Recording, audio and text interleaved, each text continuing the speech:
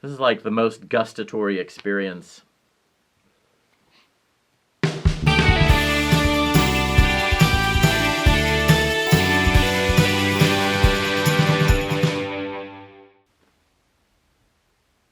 I think of a few things.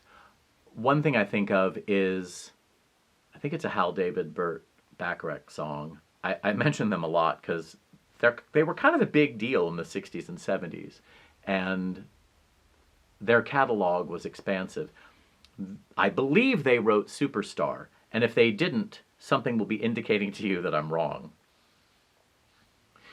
Famously recorded by the Carpenters. There's something about Karen Carpenter's voice that conveys some kind of depth of loneliness, some magnitude of experience that most persons of her age wouldn't have had. I have such profound feelings about the Carpenters because they were this pop duo, and weren't they cute, and weren't they so silly?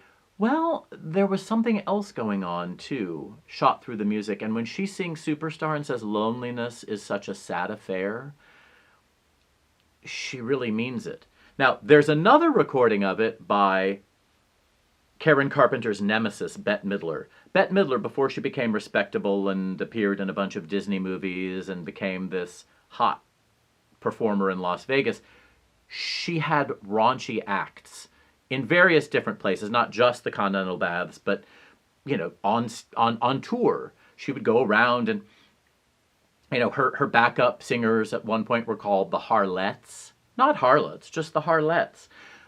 So she was kind of the bad girl for a while. She had some success and would make fun of Karen Carpenter at Grammy Award shows. And her people have taken all of the stuff down, but it used to be possible to find right here on YouTube, Grammy Awards introduction Bette Midler makes of Karen Carpenter. So Karen Carpenter had her version. Bette Midler does a version of it where it looks like she's institutionalized. She's just sitting like this, as though she's on Thorazine, and the light is hitting her in this weird way, and there's this tall wall. She's in the corner, and there's a window, I think, outside of, beyond her reach.